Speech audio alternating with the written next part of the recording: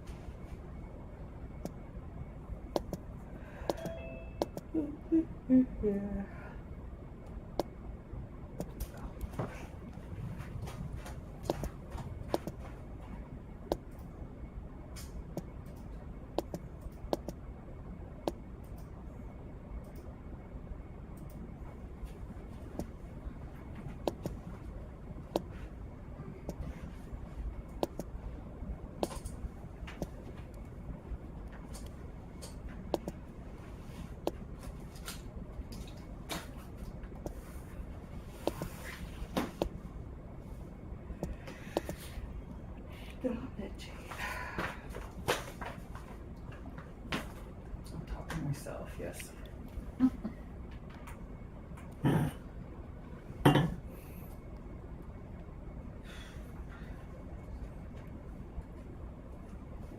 Hello, Afsana. Morning. I like your sweater. Thank you. It's very colorful. Fall sweater. What's that? Fallout. Is the Yeah. fallout? It's nice.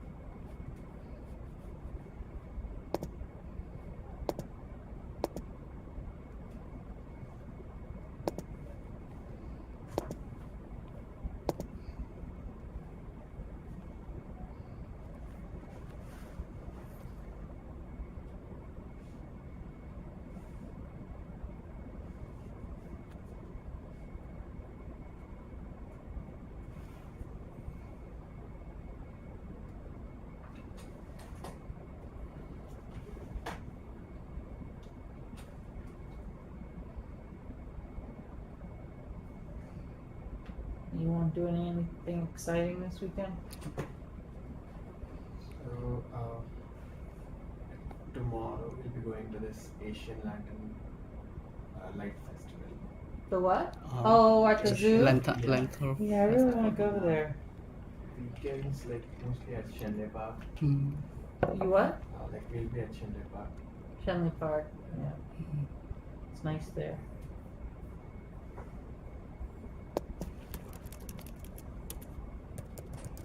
You don't have children, do you? Don't plan to have like children even before I complete my piece. No, yeah. It's a lot. It is tough, yeah. Is that up there?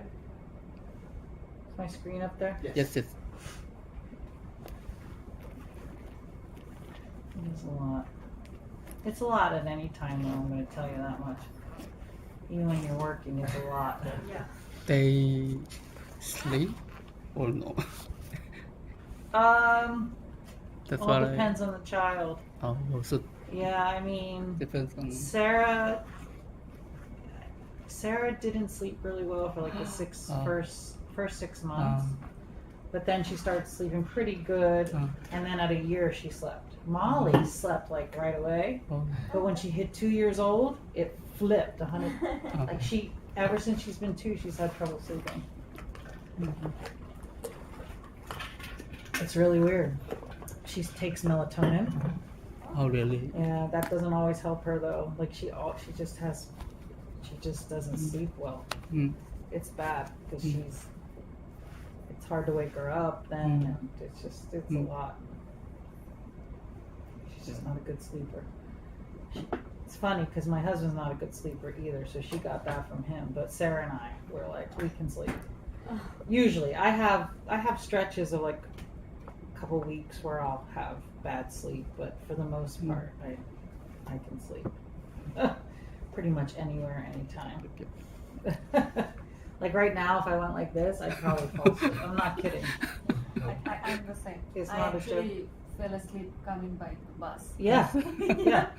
Thank God I had my headphones on. Oh, yeah. So this app kind of says. Mm. Ah, you're here. Yes, Yeah. yeah. And Also I could Google. wake up and get off the bus. Oh, One time I it's didn't like even wake better? up that way. So Yeah. I went to the very last stop. Oh. And the bus driver is like, this is the last stop, you have to get off. Oh my I god. was so embarrassed. Yeah, no, I mean. I went to Highland Park, I think. What is this? Yeah, that happens to me all the time. Doctor's Yeah. office, if they tell me I have to wait, like my one appointment earlier this week, they told me they were running late, like an hour late, and I was like, okay, and I'm sitting there, and the next thing I know, and they're like, Jane, I'm like, that's been an hour? I just fell asleep for an hour. It's crazy. It is. Easily can fall asleep anywhere. Even if I just woke up, I don't know what it is.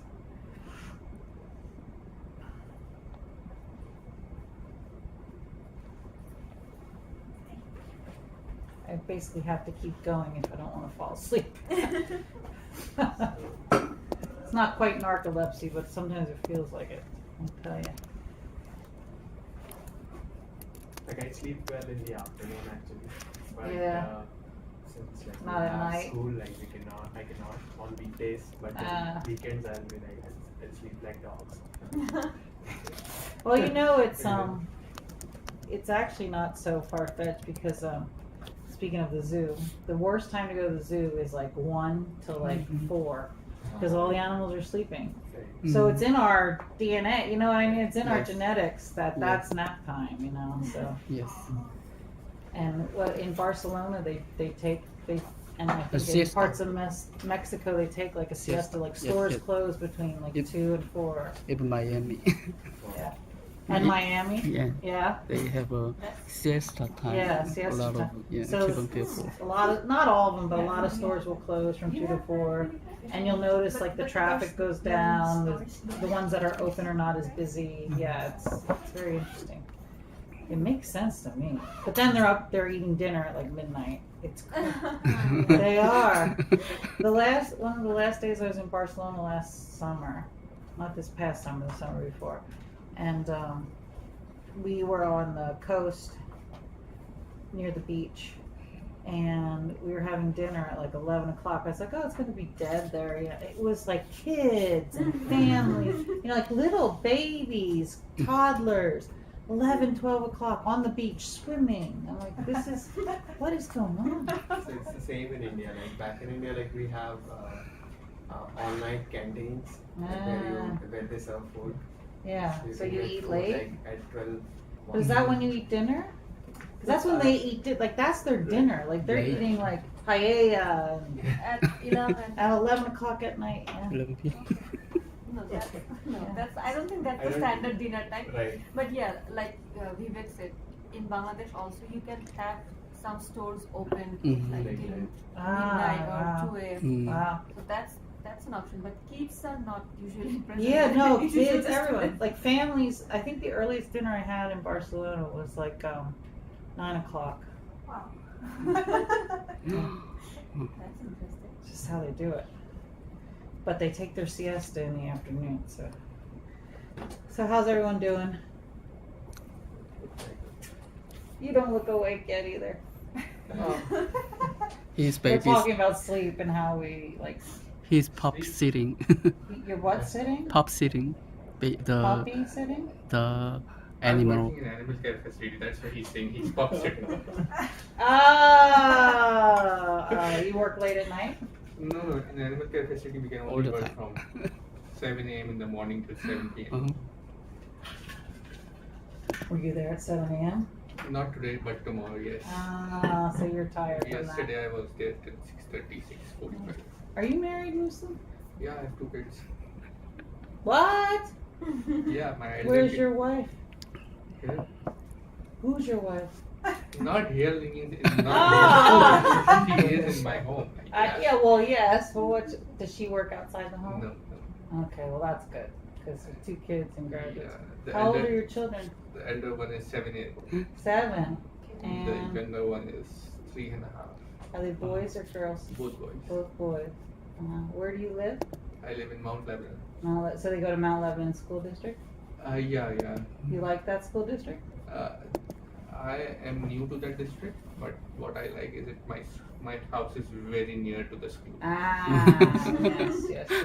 So I'm not worried about in last year I was living in Brookline, and the school over there was like 15 minutes walk. So it was very difficult for my wife to take the younger one with her Yeah. to drop Mm. the elder Right, one yes, and yes. pick up him. Yeah. So now the house is near to school, just 2-minute walk. Uh-huh. So yeah, 2 I am minutes. very happy with that. That's good. That's good. But I've seen the difference that the Mount Lebanon district schools are very good. Yeah. Very Yeah. good. Like Dr. J, her son goes to Mount Lebanon. He's older though. He's in high school, I believe. yeah, Dr. Buckner lives there. I think Dr. Buckner. Yeah, Dr. Buckner too. Yeah. Yeah. Interesting. I did not know you had 2 kids. Wow. Okay. Anyone else have kids that I don't know about? Matt?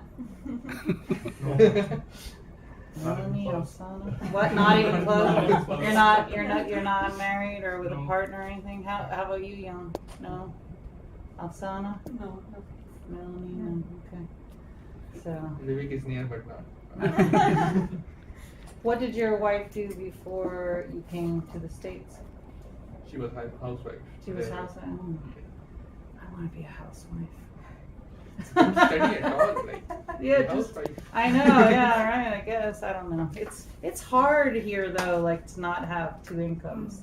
It really is hard, which is anyway, we're digressing, which is sad because I think that I think whether it's the man or the woman or whatever, if you're in 2 women, one of the women stay whatever. If one partner, it should be able to stay home. That's how I feel. Yeah, but it's hard to do. ma'am, if she like I made a work authorization for her, like You what? work authorization, so she can work over here. Uh-huh. But the problem was when she'll work and what she will earn will all go in the daycare. Daycare. Oh, daycare. It's better not to work. And Yes. give the Yeah. care to the Yeah, kid no, herself. no. My husband and I were thinking about that, but we both had jobs that Mm. it made sense. You know what I mean? Yes. We made more than the daycare cost, so it made sense to keep working. But Yes.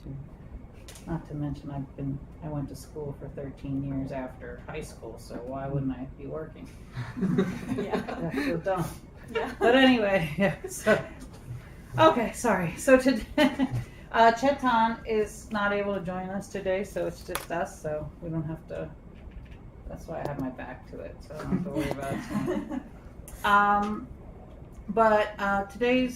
So we'll finish today with looking a little bit deeper into G protein coupled signaling. We're going to talk about the enzymes that are coupled to the G protein. So we're going to talk about adenylate cyclase and phospholipase C and learn a little bit more about them.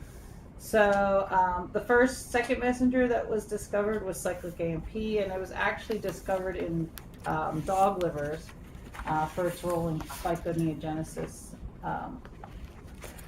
Glycogenolysis, not neogenesis, lysis. So lysis of glycogen. So it played a role in, reducing glycogen stores in dog livers. And it was also found in E. coli. It is involved in starvation in E. coli, and it induces sugar metabolizing enzymes. And it is found as a growth signal in yeast. So when nutrients are given to yeast, it activates the adenylate cyclase via RAS. And the opposite, when the yeast are forced into starvation, it shows a decrease in RAS signaling and a decrease in adenylate cyclase activation. And it's also found in plants, so it's ubiquitous, right? It's found in mammals,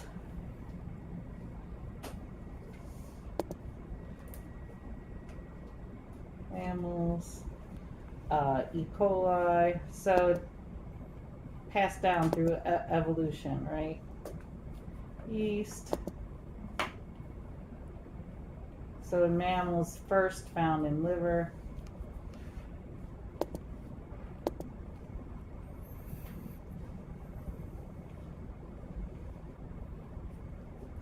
E. coli is found in metabolism, sugar. Yeast has a role in growth signaling, so it's activated with nutrients. And then in plants, it's found to regulate potassium and calcium channels.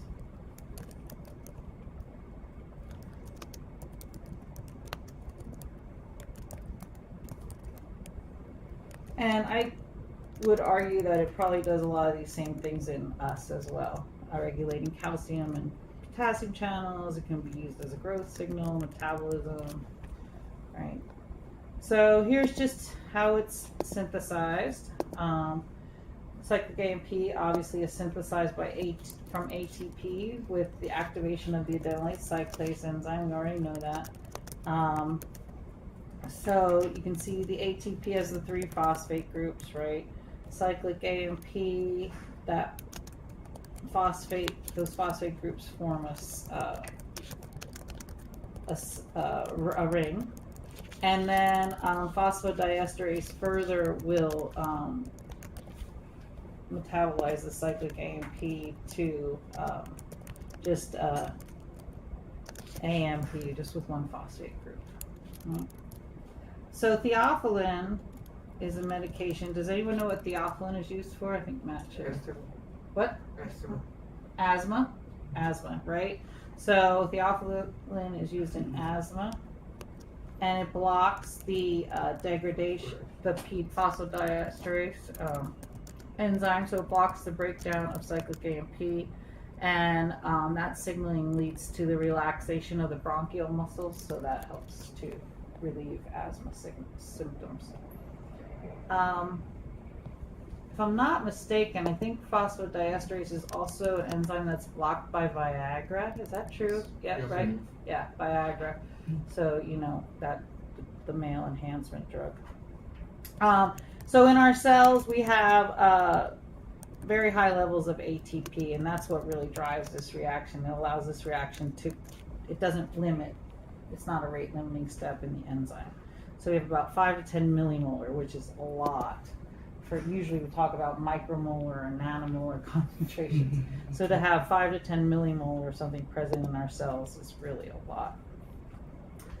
So just like we learned with the G proteins and the beta gamma subunits and the alpha subunits. It's not just one alpha, it's not just one beta gamma. There's all these different subtypes and or isoforms. Same thing with adenylate cyclase.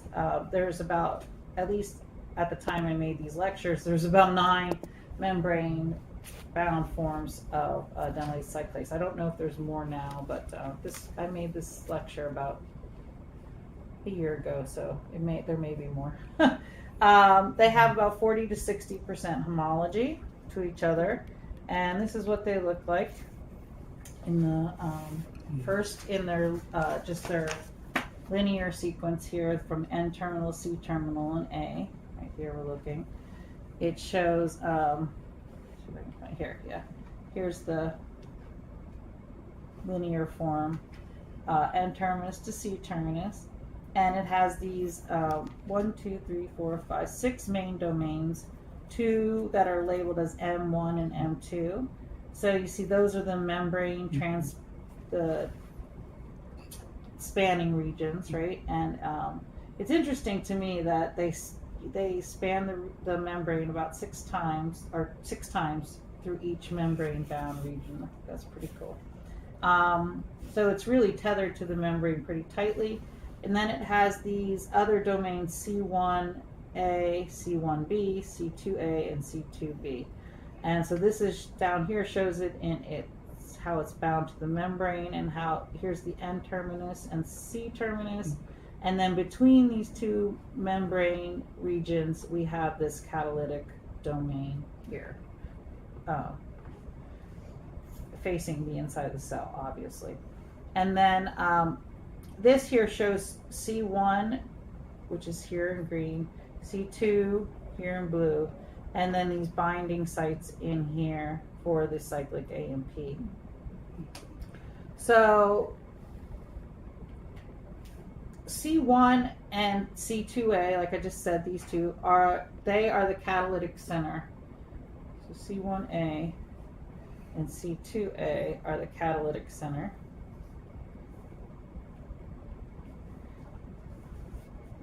That binds ATP. Okay. So when we're talking about the G proteins interacting with adenylate cyclase, alpha S subtype of the G protein, G alpha protein, binds to the N terminus. So it binds here at this C1A and at a hydrophobic pocket of C2A. So the alpha subunits, G alpha S binds N terminal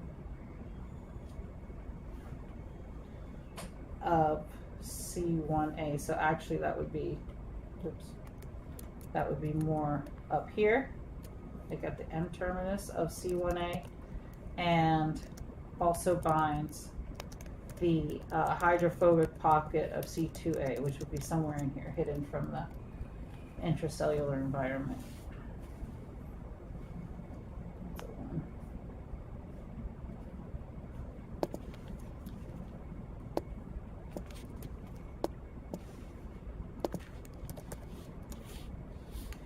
Okay. So interestingly, alpha S, alpha I, and alpha O do not bind to the same site on adenylate cyclase. Alpha, so they don't compete for each other. So you could imagine that adenylate cyclase could be binding 2 different types of alpha subunits at the same time. So alpha I and bind distinct sites.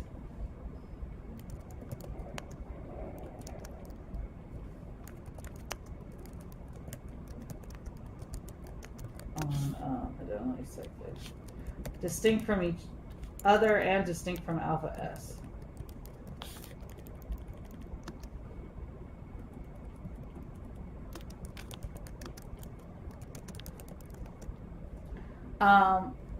And now we know that it's not just the alpha subunit that's important for signaling, but the beta gamma subunits.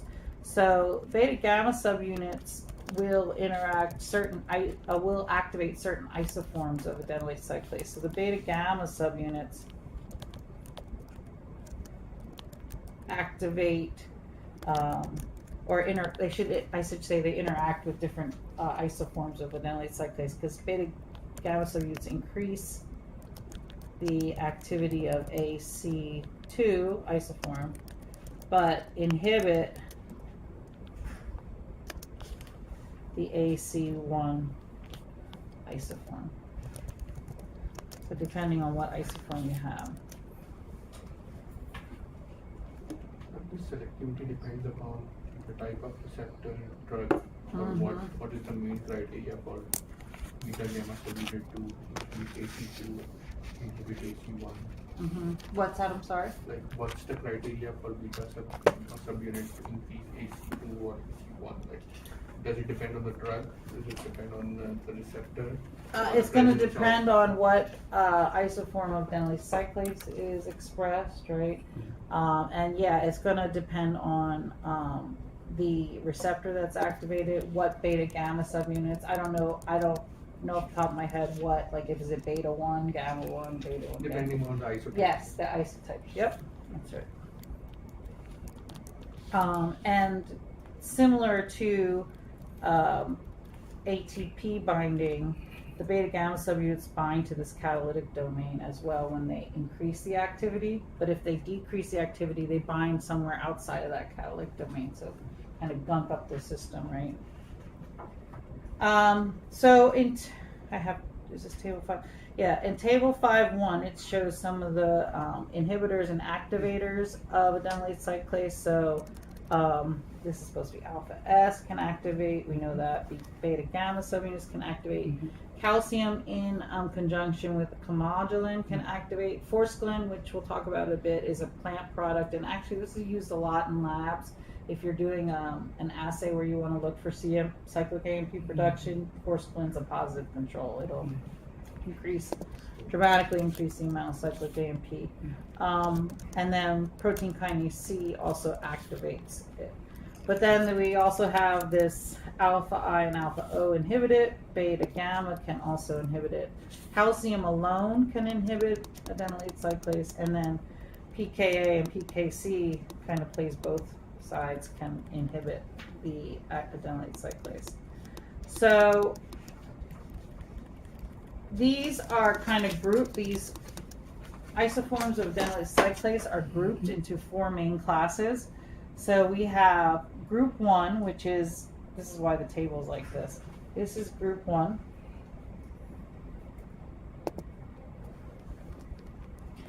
And these are grouped together because they are stimulated by calcium comodulin. Here. And you're going to see that all the subtypes are stimulated by forskolin. That's why it's used as a positive control. It doesn't matter what subtype you're looking at, forskolin's going to activate that. And then you have group 2, which is 2, 4, and 7 up here.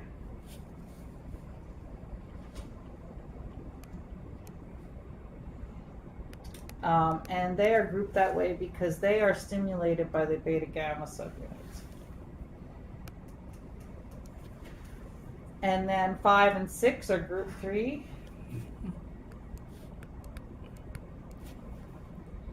And they are inhibited by calcium, but this is independent of comodulin. So it doesn't need calcium to be bound to the comodulin. They independently inhibit adenylate cyclase 5. And then group 9 is adenylate cyclase 9, which is not, or group 4, not group 9. Group 4 is AC9. I don't know why I have this 8 and 7 over here. Okay. This is AC9 is interesting because it's insensitive to calcium and the beta gamma subunits. So it's only going to be activated by that alpha S subunit.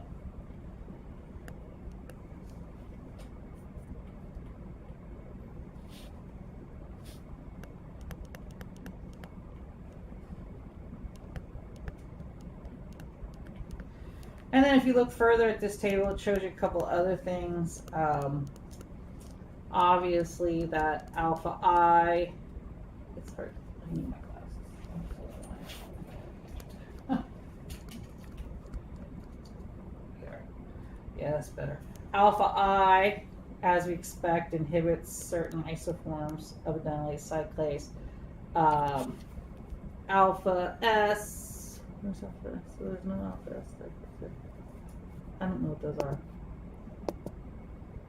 Looks like O and anyway. Alpha S can activate all of them, so it's not shown here. And then further, like I said, forskolin activates all of them, and then PKC activates most of them, but has this one isoform at adenylate cyclase 6 that it will inhibit. You can also see how they're distributed. So it looks like from this table that AC4 and 7 are the most widely distributed, right? In brain and neural tissue, you'll have AC2, AC8, and AC1.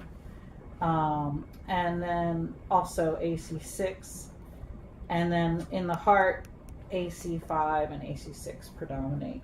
And then only predominantly olfactory is AC3. So just a nice table to show you that if you're, for example, if your research is you're working in the heart, you're probably going to be, and you're working with G protein coupling signaling, you're going to be focusing on AC5 and AC6, right? So if you're working in the brain, you might focus on AC2 and AC8 and AC1. So just a nice table to reference if you're ever studying G protein coupled receptors. And then this figure just shows all of basically kind of what we just talked about, right? And shows the different groups. So like we said above, 2, 4, and 7 are the first here. This would be group 2. And you can see that this is alpha S, and then this is the star-shaped thing is the beta gamma subunits. So alpha S and the beta gamma subunits can stimulate these 3 isoforms, and then PKC can stimulate it, and I think this other one is showing that other beta gamma subunits can also, from the alpha Q, can stimulate it. Or maybe that's showing that the calcium, no, that's not calcium collagen. Okay, and then the second one shows group 3, which is AC5 and 6, and again, just kind of showing graphically what they show in the table, how calcium can inhibit. Calcium can inhibit these enzymes. PKA can inhibit it, right? And what's that? Alpha I can inhibit them, and as always, alpha S can excite them, can activate them. And then the final group there is group 1, right? And we see that again, alpha S, as expected, can activate it. Calcium chymodulin can activate it. Alpha I can inhibit them, and beta gamma subunits can inhibit them. Okay.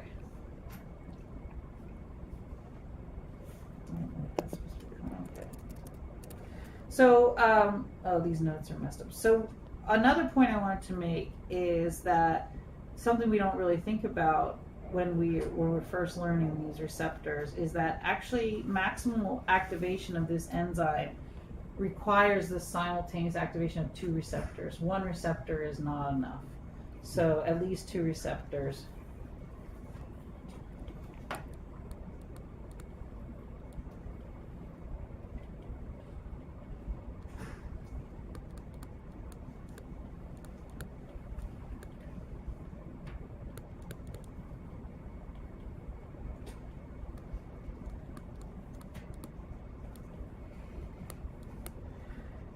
And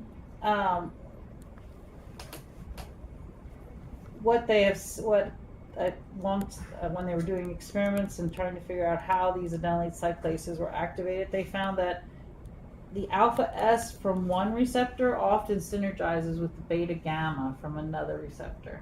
So it's, again, very interesting because we often think of just alpha S going out on its own and activating, but in this case, they found that alpha S from one receptor synergizes with the beta gamma from another receptor.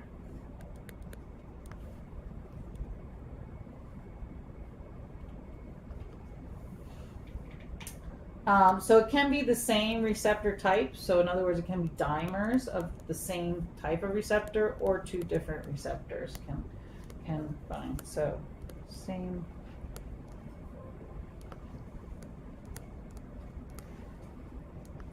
Dimers, or two distinct receptors.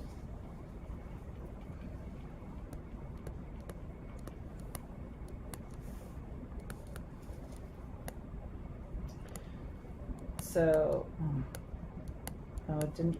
That figure didn't come through, but there is a figure in the book. Figure, I think it's 5-4. It looks like, where it, basically it just shows that. It just shows that. Let's see if I can find it. Figure 5-4. It shows two receptors working together to activate adenylate cyclase. I think it's 5-4. Yeah. Figure 5-4 in your book here. You can pass it around if you want to see it, or you can just see it later. But it basically shows there's that alpha subunit of one receptor binding to that AC2, and then the beta gamma from another receptor simultaneously activating. And it's interesting too that it's AC2 or AC4, so it's not two different adenylate cyclases. It's two different receptors activating either AC2 or AC4. Sorry for this long blank page in your notes. I don't know what happened there. Okay. So there are mutations that occur in adenylate cyclases that contribute to human diseases. So a gain of function mutation in AC3 has been shown to protect mice from diet-induced obesity.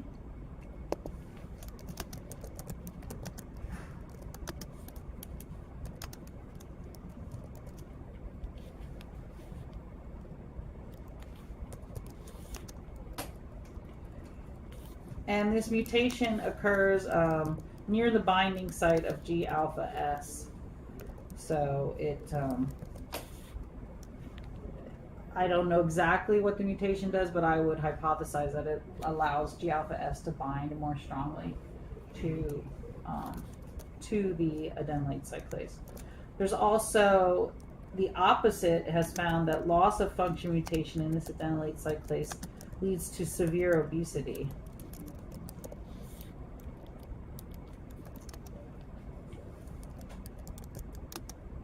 So that's interesting. I don't know anything about that drug that everyone's using now for Ozempic, but I don't know if it works any. Do you know how it works, Matt? It's a GLP-1 receptor. Let's see, agonist. Agonist, okay. Is GLP-1 receptor a G protein coupled receptor? Don't think so.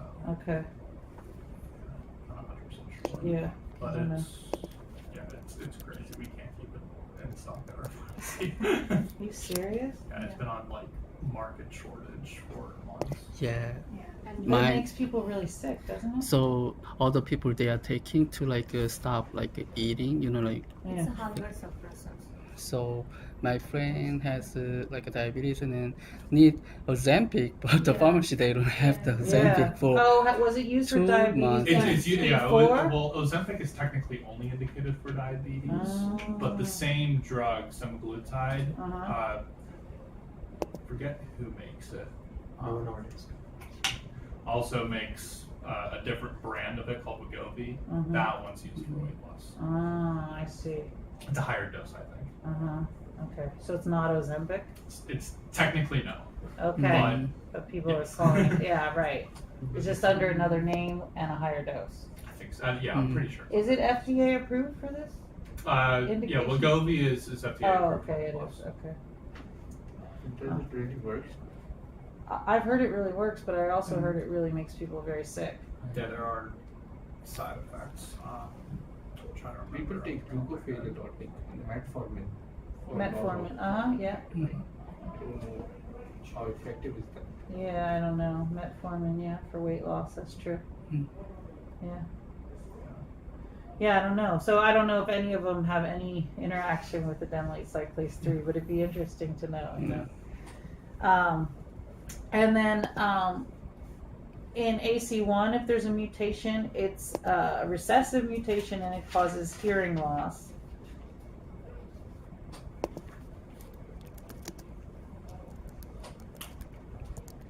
And if I remember correctly, it's in neural tissue. Okay. Recessive mutation, hearing impairment.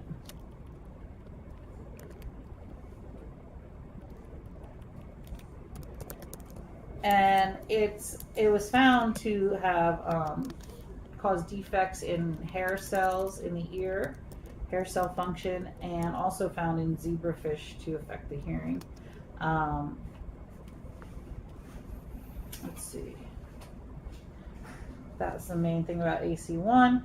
And then AC5, there's mutations for the gene in AC5 that has been identified as a cause for onset of childhood movement disorders.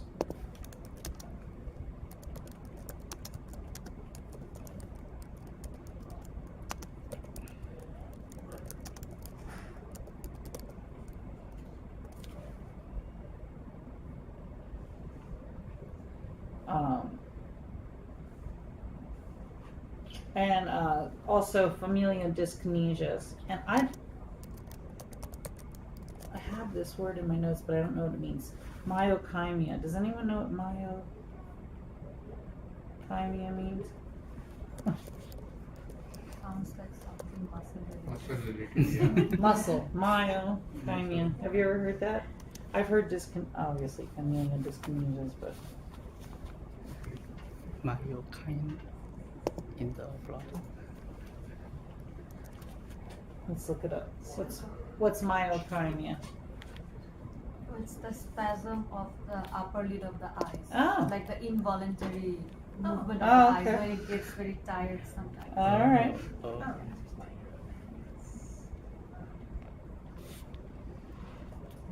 I should know that. It's in my notes. So obviously AC5 is important for skeletal muscle movement. And where is AC5 found again?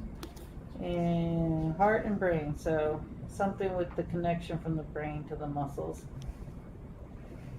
Right. Okay. So we already kind of talked about this in that table, but calcium comodulin can increase the activity of AC1 and AC8. So this is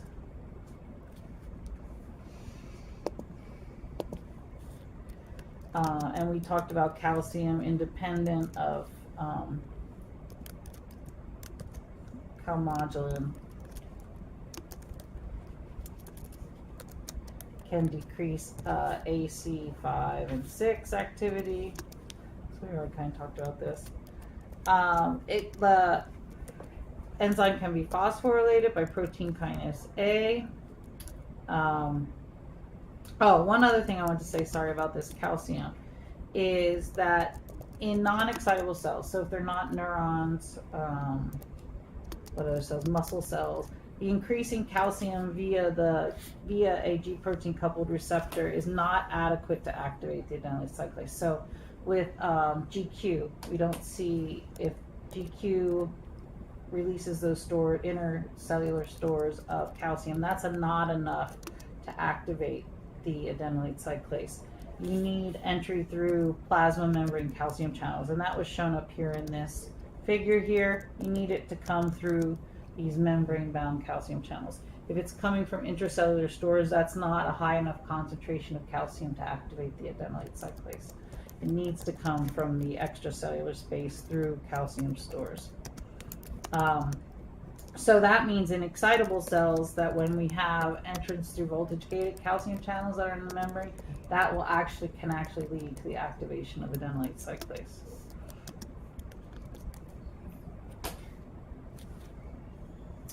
Okay, and then protein kinase A is actually activated by cyclic AMP, as we know, and then this protein kinase A can feed back and inhibit adenylate cyclase. So this is a feedback inhibition. This is back to homeostasis, trying to not make excess of any second messenger or anything that we need. So if there's a high level of cyclic AMP, it activates this protein kinase A.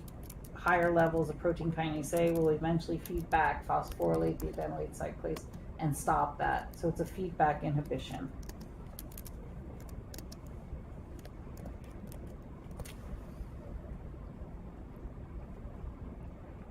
5 and 6 especially, and this is a feedback inhibition.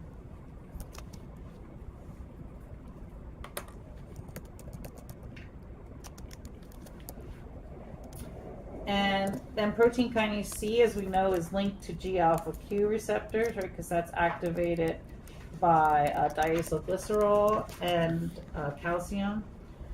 And this protein kinase C then can also go on to activate some of the isoforms and inhibit other isoforms. And we said about how PKC works on both sides, right? Activates adenylate cyclase 2, 4, 5, and 7, and inhibits adenylate cyclase 6.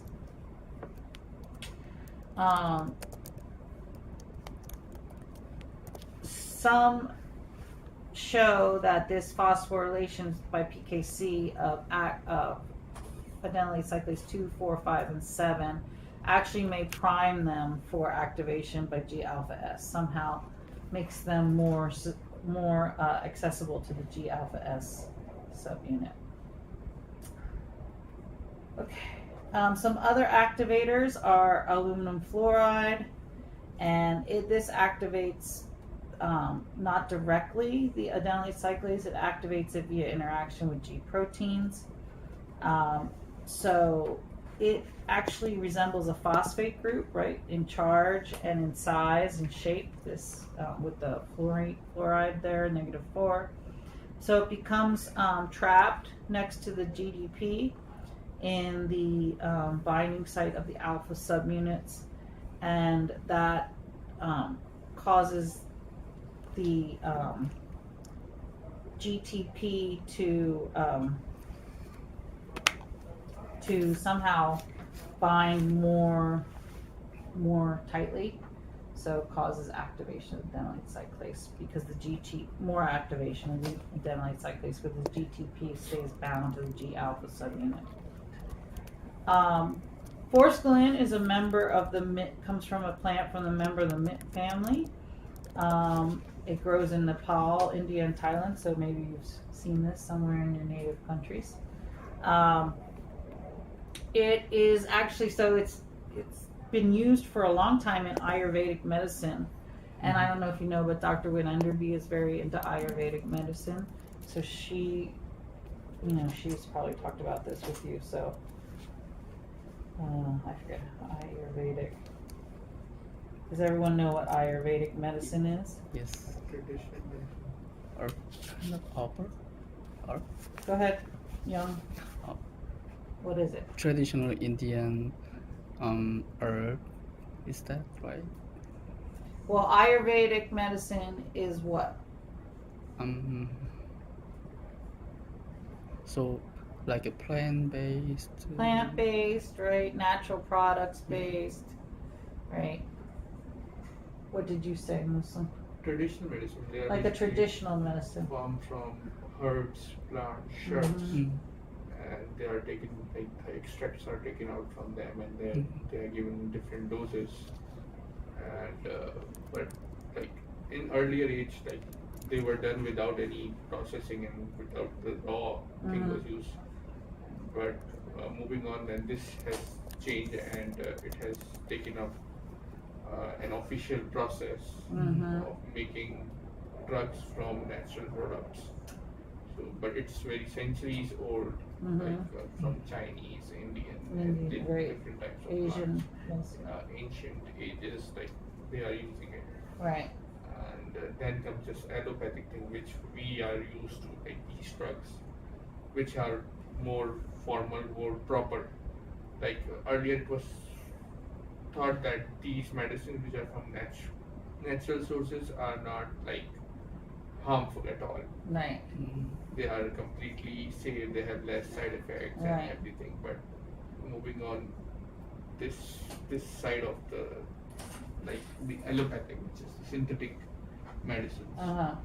drugs, they are now like more cautious about using those natural products that Right, right. Yeah, so Ayurvedic medicine is really cool. So it's an ancient form of medicine, and it has a lot to do with your chakras.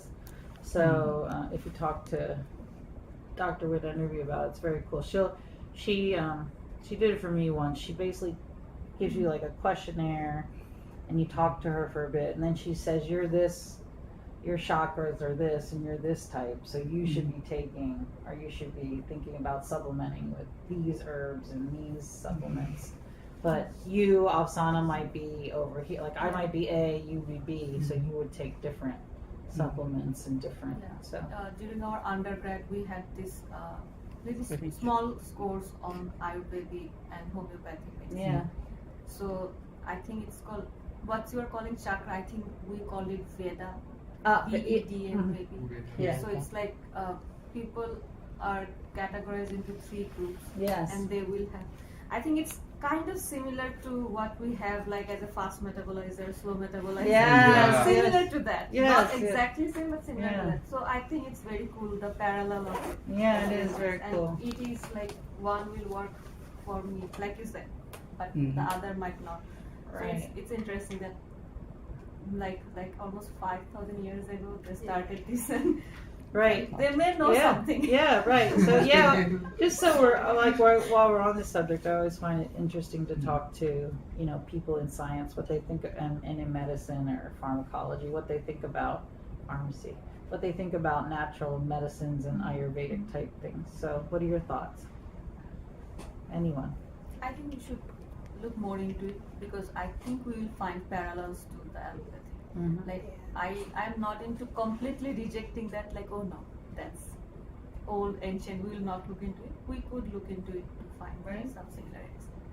In the Philippines, we also have our system of traditional medicines, and there are researchers who are trying to push this aspect of pharmacy research, and of course there's been a lot of the influence of the big pharma there, so Mm-hmm. it's been a lot of controversy Sure, around it. So, What do you think, Matt? I mean, it's interesting. I personally, I'm way more like just whatever's evidence based. It doesn't matter yeah. What where it it's is, from, what right? the origin Okay, is, as long as it's evidence based. right. But one thing that always like surprises me is that the supplement red yeast wine. Oh no, I don't know this.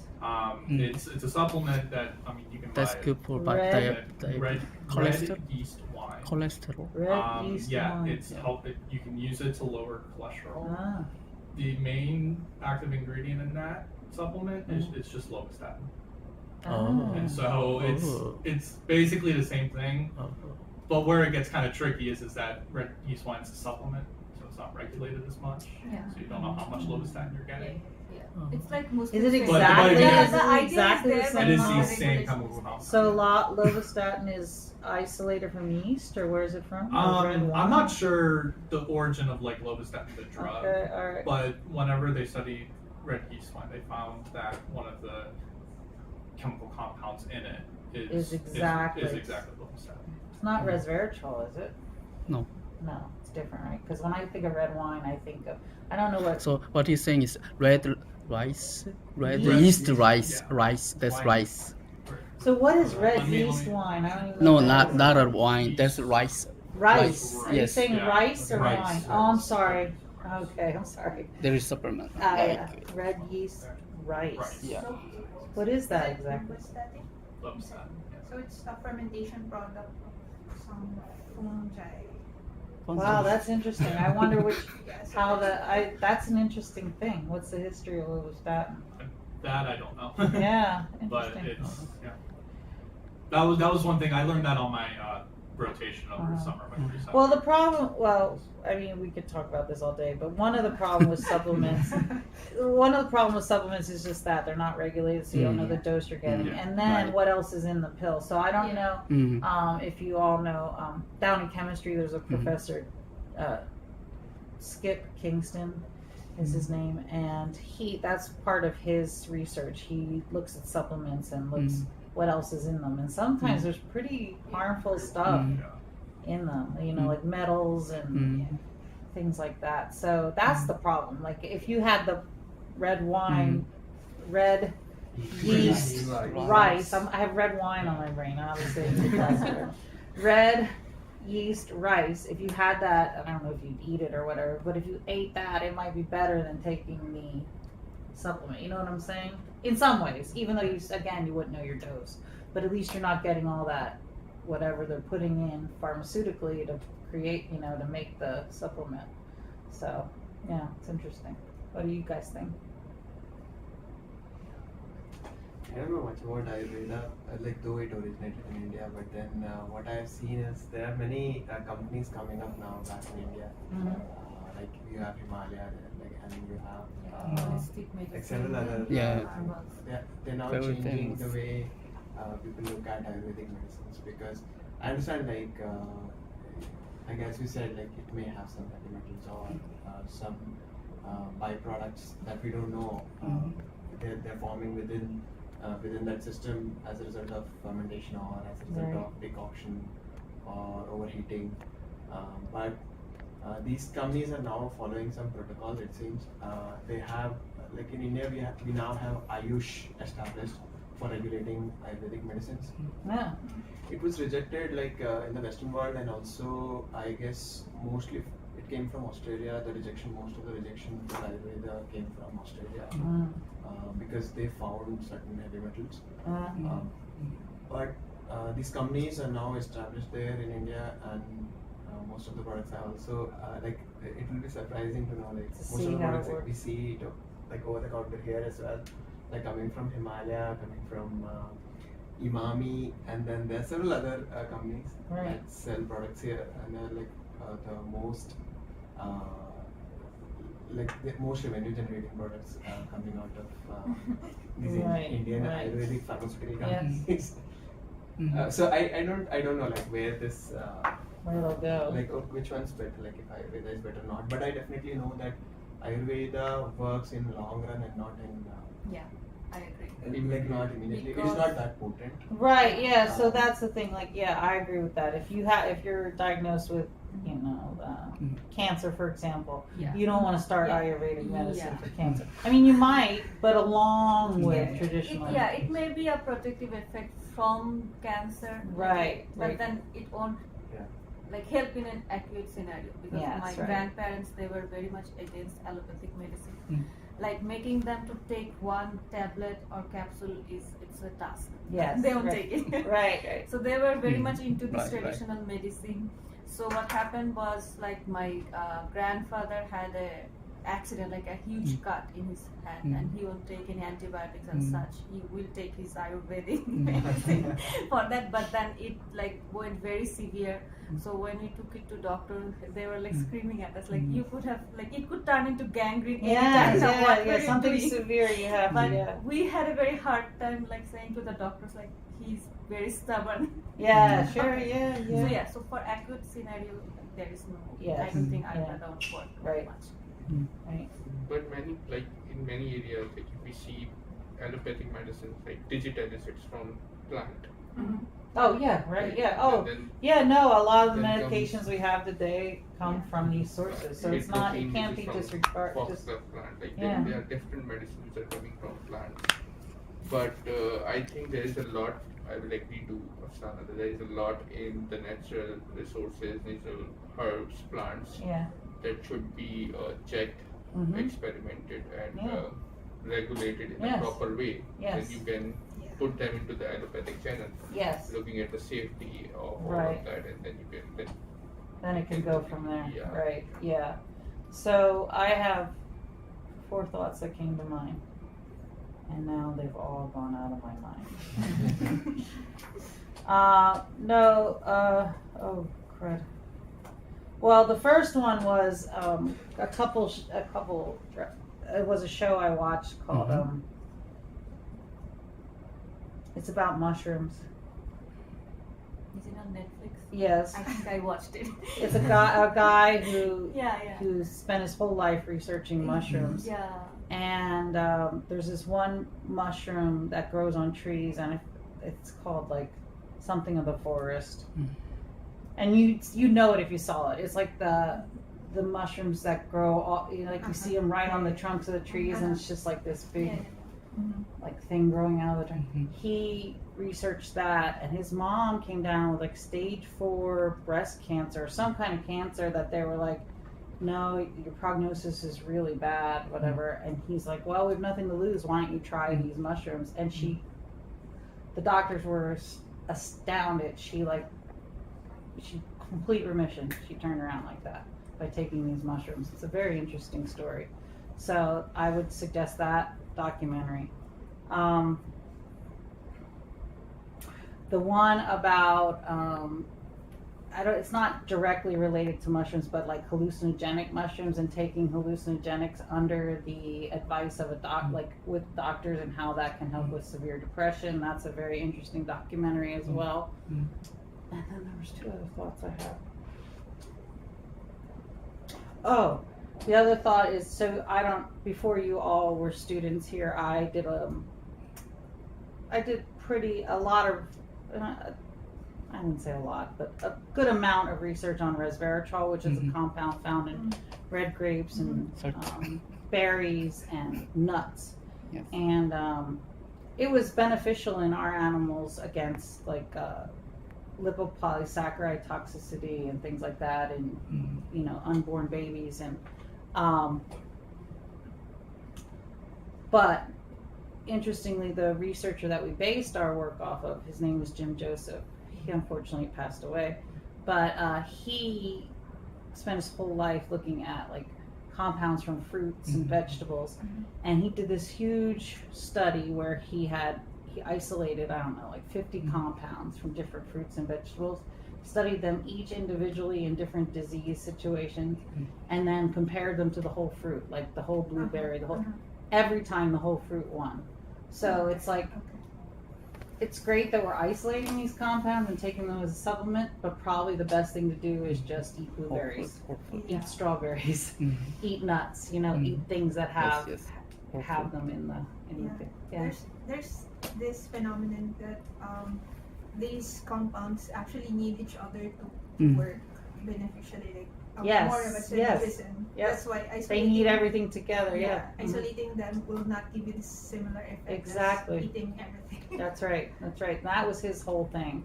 Like, you could take resveratrol supplements and it will help, but just eat the blueberries. And he said his thing was a cup of blueberries a day he ate. So. Ma'am, I normally think like if these type of discoveries comes up, like as you are telling us that there was a mushroom which basically turned her around again. But then why it doesn't show up like in the allopathic, and then why don't people study them? Maybe they stick to what they are doing continuously. They don't want to change, I think or maybe I think it's that. I think it's an attitude, like I don't know, like if someone's diagnosed with stage 4 cancer, the first thing is chemotherapy, right? And that's just how it goes. Yes. That's just what we do. And I think his mom's case was just so dire that she would have tried anything. So he's like, well. No, I mean, like. But I don't know why it hasn't. Watch this documentary. It's really good. Is that the same one you saw? Yeah. I think he's explains mushrooms' origin and how it connects everything under the ground. Like it made me feel like. It was really like how trees are all connected and everything's connected. I was like, oh my gosh, it's kind of like our bodies. It just blew my mind. It's a good documentary. It is. I forget what it's called though. Mushroom guy. Mushroom. So the thing with Netflix is you don't watch it at one go. I saw it in over the period of a week, so I kind of forgot. Here it is, mushroom doc. Oh, fantastic fungi. Yeah. Oh, It's really good. I would highly suggest it. Yeah. So why don't it come up? Like, why Good don't question. people? I used want to to study those mushrooms. I want those mushrooms. I want But then for like research purpose, you want fun, and Yeah. when you write up a grant, you Yeah, that's- need like that's the backup reality. data, like solid data to back it up. But then this is a deficiency which should be covered up. Like Yeah. if something is coming up, people should support that, like out of the box Yeah, I wonder research. who else is studying. Let me see what the It has to be mushrooms. self-funded. Like Yeah, NIH it's not that easy provide to you find. money if you say. Yeah. Obviously, but your reason Why is not? fine. But Yeah. like Yeah, I this is understand. a deficiency. Then people should Yeah. like if something is coming up like that with the evidence, like that case had the earlier reports as well. Like she was suffering from that, and after she took this, Yeah. Yeah. even one case is enough for Yeah, this, starting the study. this niche scenario should be looked into. Yeah, maybe. Like, I don't think we It's are- a big. we don't I'm need trying to go out of find out what the comfort zone mushroom of is our exactly. real findings. Here it is. He believes mushroom Curtis, his stuttering, and he Mm. describes the experience of his mother who's diagnosed with stage 4 breast cancer. Yeah. And then psilocybin is the compound in the magic mushrooms that they were talking about. But this was not. My mom was able to beat the worst case her doctor had ever seen. Oh, turkey tail mushroom, Mm. along with chemotherapy. Now she didn't stop her chemotherapy, but she took this mushroom along with the chemotherapy. Mm. But they didn't think the chemotherapy would be that Mm. as effective. Mm. So there may be something to it, you know, Turkey maybe tail. taking supplements along with traditional medicine. That's probably, honestly, I think in the end, my opinion, that's where my opinion lies. Do both. Why not? I don't, you know what I mean? I Yes. don't, the traditional medicine we know has success. And then, especially if you're like stage 4 breast cancer, I mean, why not? If your prognosis is not very good, why not try Yes, yes, every definitely. avenue? So, anyway. Okay, so that was a nice little side thing. So for forskolin, it's from used in Ayurvedic medicine. And it's used for heart disease, pain, convulsions, so it has a lot of different uses. And it binds directly to adenylate cyclase and activates. And we have nothing in our body that's similar to forskolin, no known endogenous type of forskolin. So I have a whole list of things that it's been studied to treat asthma. So forskolin may cause dilation of the airways, similar to theophylline that we just talked about, right? Mhm. Can treat heart disease. 2 clinical trials actually found positive effects with intravenous forskolin. But overall support for this is not very strong for whatever reason. I don't know all the history behind it. To treat glaucoma, there's some studies say yes, it helps. Some studies say no. Lower blood pressure. So forskolin can change, can dilate blood vessels, which can lower blood pressure, but again, no proof in clinical trials. And then for weight loss, there was a small clinical trial that suggests forskolin can have benefits in obese men. So just like we were just talking about, the optimal doses for things like this have not been established, and sometimes the active ingredients like forskolin have products that are not as great. And that another problem is like Nature Made, I guess, is one brand, right? Yes. What's another supplement brand? Can you have one off the top of your head, Matt, from the pharmacy? There's Nature's Made. There's also Nature's Bounty. Okay, Nature, right? Yeah, so Nature Made, Nature Bounty. So one might have, different extra ingredients than the other. So it's Right. it's hard for pharmacists, I believe, Mhm. like to give advice on that, right? And also, another thing we didn't talk about is interaction with already medications they're Right, taking, right. So, okay, and then just a little bit more about cholera and pertussis toxin. Cholera toxin prolongs the activation of alpha S by inhibiting the GTPase activity, and pertussis toxin promotes the inactive state of GI. So both of them will activate adenylate cyclase and elevate cyclic AMP. Okay, so that's all for adenylate cyclase. And then we're just going to finish up with phospholipase C. So there's some of the structures of the phospholipase family. We have phospholipase A2, phospholipase D, phospholipase C. You can see the structures there, and that their substrates. Here's some of their substrates here that have glycerol backbone with 4 ester bonds. And what happens is at these ester bonds, there's hydrolysis of these 3 positions that can lead to second messengers that are enzymes for other substrates for other enzymes. So phospholipase C is membrane associated, as we know, and it's one of the main substrates is PIP2. Just like adenylate cyclase, there's 13. Well, there's several isoforms. In this case, 13.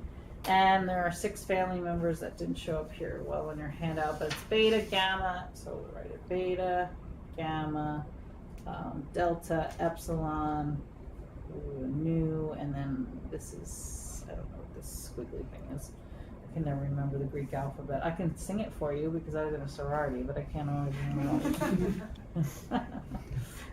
Okay, so here are some of the 6 family members, the beta, gamma, delta, epsilon. I think that's sigma and nu. And you can see that they have some homology amongst them. They have these pH domain, which is a plexstring homology domain. They have this, all of them have this area called the EF hand. Yes. And so I had a figure in your notes. I don't know if I kept it at the back. Oh yeah, so it shows what the EF hand does. So it's like your hand here. This is a helices, this is a helices, and then in here is a calcium binding area for it inside your fist. So they all have that EF domain. They have these X box and Y box domains, and then C terminal. And then they have some differences. You can see that the beta gamma one has this insert of an extra pH domains and sarcomology domains. Just some differences in the structures, and it's nothing, that you need to memorize or anything too major. Just showing you that there are different isoforms and differences in the structures. And this just shows our classical phospholipase C pathway here. We have PIP2 that's tethered to the membrane, right? It's then converted to IP3 and diacylglycerol, and IP3 we know goes and activates those ligand-gated calcium channels in the endoplasmic reticulum, so calcium's released, and then calcium, and along with diacylglycerol will activate the PKC. And then this just shows how it is bound to the membrane and how the process goes. So you have and with the different isoforms, here's phospholipase C delta, and you can see that plexstring homology domain is what binds to the PIP2. And then subsequently the catalytic site, which is the C2 area here, comes in contact with the substrate. So it moves along the membrane and goes to the membrane and becomes associated with PIP2 at 3 different regions. But initially it's attached by the plexstring homology domain. And then for phospholipase C beta, it also interacts with G alpha Q here at the catalytic domain, and then in between these X and Y domains with beta and gamma. And then for phospholipase C delta, it shows that this also interacts with phosphotyrosines through these SH2 domains that it has. So just some different interactions depending on the isoforms of phospholipase C. And that's really all I had for for looking at these enzymes and these effectors. Main points is that there's not, as we learn when we first learn about it, we learn adenylate cyclase and phospholipase C, but it's more complex than that, as everything is in biology and physiology. So there's several isoforms of adenylate cyclase, and they have different locations and different effectors and inhibitors.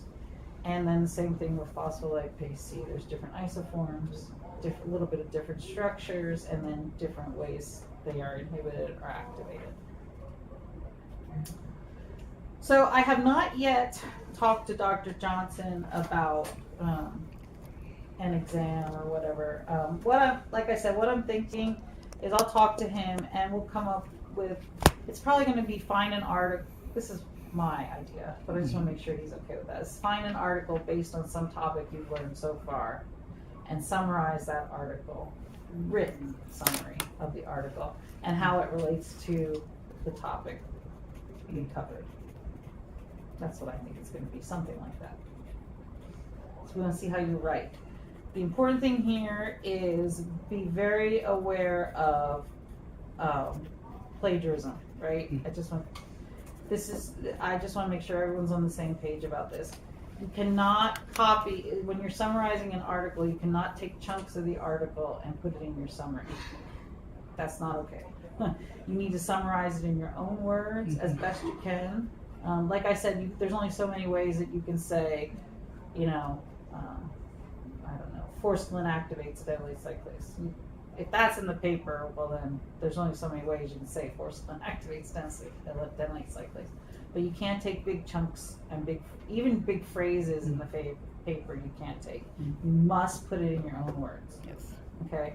I only bring this up, I don't foresee an issue, but we have had some confusion with students before on this. They were not aware that they thought if you summarize an article, you can take pieces of the article for your summary. You cannot do that. You have to write it in your own words. Now, if you want to put a quote from, like, something from the paper to support what you're saying, and it's exactly from the paper, you can put quotes around it. But you don't want your whole summary to be quotes from the paper, right? Does that make sense? So, Dr. Cameron, do we have an exception for the figures?